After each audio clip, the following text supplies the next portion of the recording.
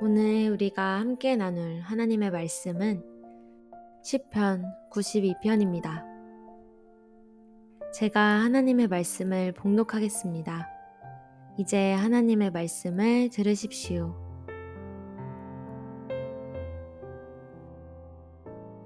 지존자여, 시편금과 비파와 수금으로 여호와께 감사하며 주의 이름을 찬양하고 아침마다 주의 인자하심을 알리며 밤마다 주의 성실하심을 베풀미 좋으니이다. 여호와여, 주께서 행하신 일로 나를 기쁘게 하셨으니 주의 손이 행하신 일로 말미암아 내가 높이 외치리이다. 여호와여, 주께서 행하신 일이 어찌 그리 크신지요.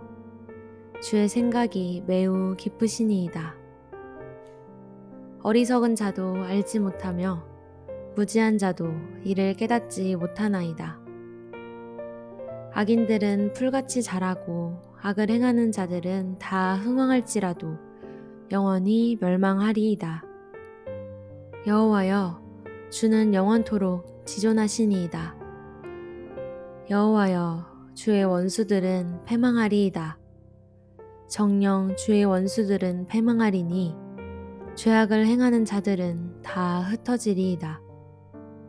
그러나 주께서 내 뿔을 들소의 뿔같이 높이셨으며 내게 신선한 기름을 부으셨나이다.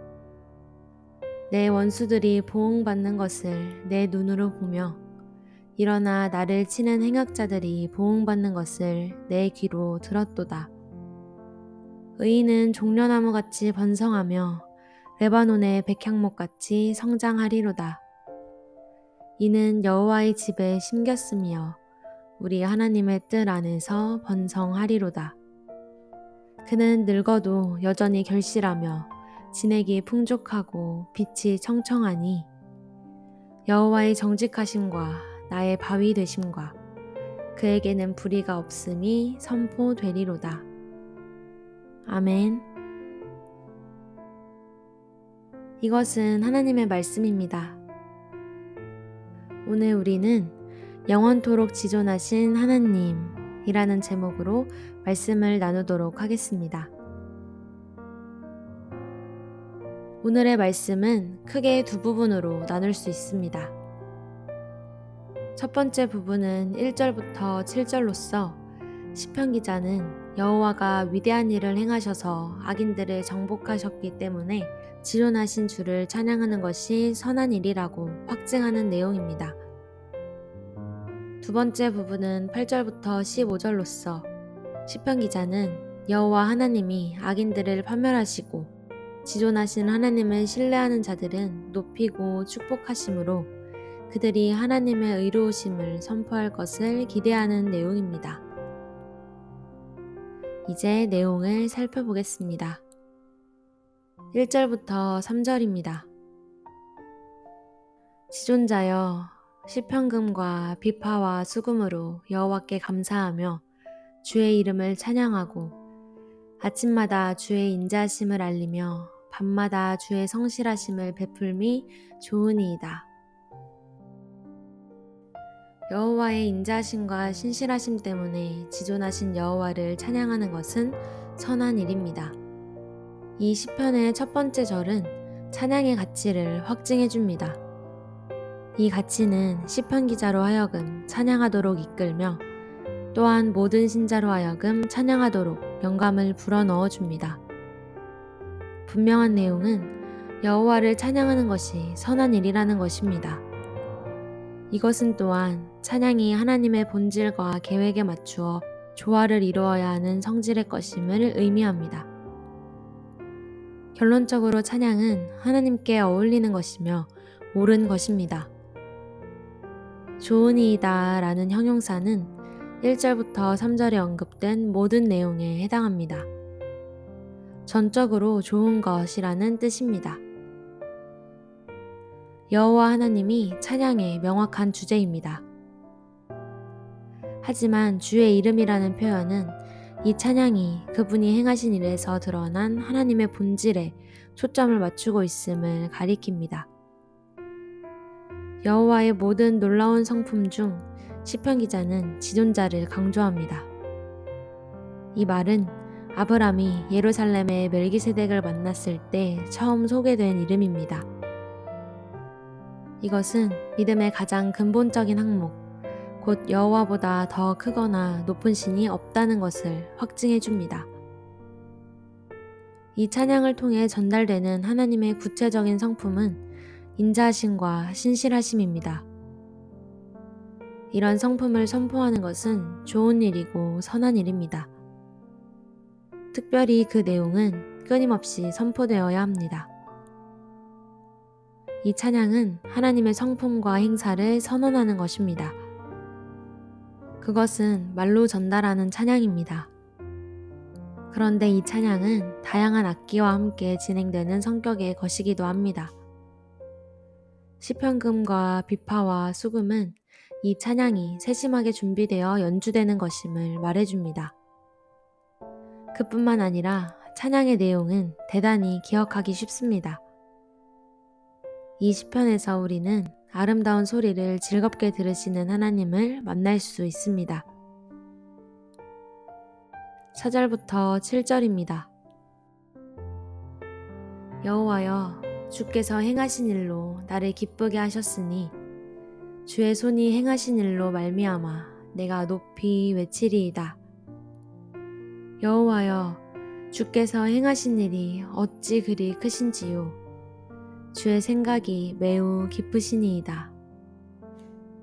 어리석은 자도 알지 못하며 무지한 자도 이를 깨닫지 못하나이다. 악인들은 풀같이 자라고 악을 행하는 자들은 다 흥왕할지라도 영원히 멸망하리이다. 악인들을 심판하시는 것까지 포함해 여호와는 능하신 일들을 행하시기 때문에 그분께 찬양드리는 것은 합당합니다. 4절과 5절을 통해 하나님은 자신의 백성에게 기뻐할 모든 이유를 주셨음을 알 수 있습니다. 시편 기자는 하나님이 행하신 일에서 그분의 의로우심이 어떻게 나타났고 승리를 가져왔는지를 증언하는데 이런 증언은 그의 경험에서 비롯된 것입니다. 하나님이 그를 기쁘게 하셨다는 사실은 그가 높이 외치리라는 것을 의미합니다. 시편 기자는 하나님이 행하신 일이 위대하다고 선언합니다. 어찌 그리 크신지요 라는 감탄의 표현은 하나님의 행사가 무엇으로도 비교될 수 없는 성질의 것임을 의미합니다. 또한 그 행사는 그분이 지존하신 분이기 때문에 위대한 것일 수밖에 없습니다.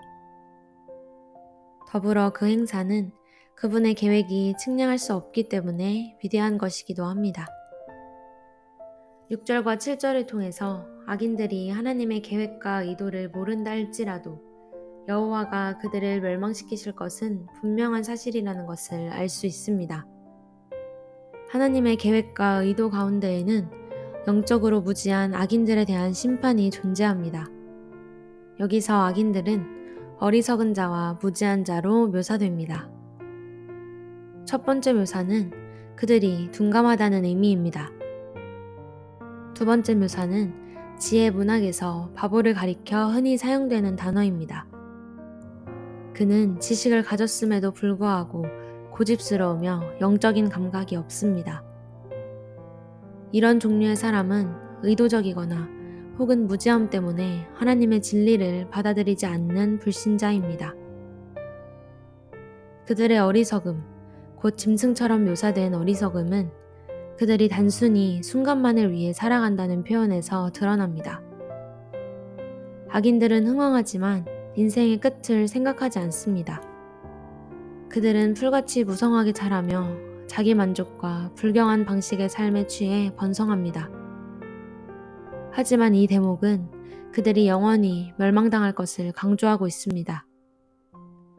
비록 그들이 그 사실을 알지 못하고 이해하지 못할지라도 그 일은 일어날 것이기 때문입니다.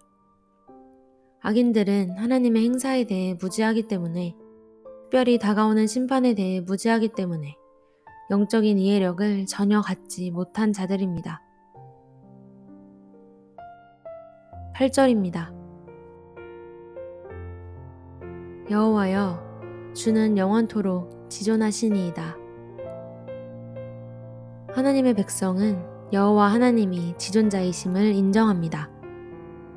8절은 단순히 짧은 구절이라는 사실뿐만 아니라 악인들의 멸망을 다루고 있는 절들 한가운데에 위치한 믿음의 고백이라는 사실 때문에 특이합니다. 이것이 이 시편의 모든 사상이 기대하고 있는 핵심 사상입니다. 야훼보다 더 위대한 신은 없습니다. 지금도 그리고 영원히 그렇습니다. 야훼는 최고의 권위를 가지신 하나님이며 모든 것을 다스리시는 절대 주권자이십니다. 9절부터 11절입니다. 여호와여, 주의 원수들은 패망하리이다. 정녕 주의 원수들은 패망하리니 죄악을 행하는 자들은 다 흩어지리이다. 그러나 주께서 내 뿔을 들소의 뿔같이 높이셨으며 내게 신선한 기름을 부으셨나이다. 내 원수들이 보응받는 것을 내 눈으로 보며 일어나 나를 치는 행악자들이 보응받는 것을 내 귀로 들었도다. 하나님의 백성은 심판의 날에 악인들이 감히 접근할 수 없을 정도로 높이 올려질 것입니다. 야훼의 절대 주권을 확인한 시편 기자는 여기서 그 사실을 바탕으로 자연스러운 결론을 내리고 있습니다. 곧 하나님의 대적들이 망하리라는 것입니다. 결국 야훼가 최고의 권세를 가지신 주권자 하나님이시라면 그분께 대항하는 자들은 살아남을 가능성을 계산할 수 없습니다. 12절부터 15절입니다. 의인은 종려나무같이 번성하며 레바논의 백향목같이 성장하리로다. 이는 여호와의 집에 심겼으며 우리 하나님의 뜰 안에서 번성하리로다. 그는 늙어도 여전히 결실하며 진액이 풍족하고 빛이 청청하니 여호와의 정직하심과 나의 바위 되심과 그에게는 불의가 없음이 선포되리로다.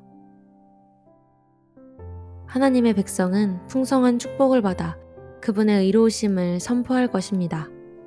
시편 기자는 마지막 4절에서 의인들이 하나님께 기대할 수 있는 축복에 대해 좀 더 초점을 맞춥니다. 12절은 의인들이 종려나무같이 번성하며 레바논의 백향목같이 성장할 것이라고 말합니다. 여기서 사용된 은유법은 생명과 활력이 더 강해진다는 것을 강조합니다. 이것은 모든 신자에게 주어지는 약속이기도 합니다. 하나님의 축복으로 살아가는 동안 누릴 몫이라고 할 수 있습니다. 나무의 이미지는 13절에서 계속됩니다. 그 나무들은 여호와의 집에 심겼으며 하나님의 뜰 안에서 번성할 것이라고 말합니다. 나무들이 성소에 심겨져 잘 관리되었다는 것은 여호와의 임재 안에서 보호받고 안전하게 사는 것을 의미할 수 있습니다. 그 땅에서 살고 있는 하나님의 백성은 여호와의 임재 안에 살기 때문에 악한 자를 두려워하지 않고 번성할 것입니다. 그러므로 불의를 행하는 자들, 곧 하나님의 악한 원수들은 하나님의 심판과 함께 사라질 것입니다. 하지만 지존자이신 여호와 하나님의 절대 주권을 믿는 의인들은 심판을 견뎌낼 뿐만 아니라 악을 이기는 여호와의 승리에 힘입어 승리할 것이며 하나님의 임재 안에서 장수하고 열매를 맺으며 힘찬 인생을 사는 축복을 누릴 것입니다. 악인들에게서 자신의 백성을 구원하시는 하나님의 일에는 의도된 목적이 있습니다. 그것은 과거에도 사실이었지만 미래에도 사실일 것입니다. 즉 의인들이 여호와가 그들의 바위가 되시고 정직하시며 불의가 없으심을 선포하리라는 것입니다. 결론적으로 신자들은 하나님의 축복을 즐길 것이며 그 결과 그들은 그런 축복으로 언약관계를 맺으신 하나님의 의로우심과 신실하심을 자랑할 것입니다. 오늘의 말씀을 정리해 보겠습니다. 전능하신 하나님은 악인들이 멸망당하고 의인들이 높아지는 것을 포함해 그분이 행하신 강력하고 의로운 일을 찬양하도록 의인들을 축복하시고 보존하십니다. 사랑하는 나무 심는 교회 가족 여러분, 오늘 하루도 말씀과 삶을 통하여 하나님과 동행하는 복된 하루가 되시기를 주님의 이름으로 축복합니다. 아멘.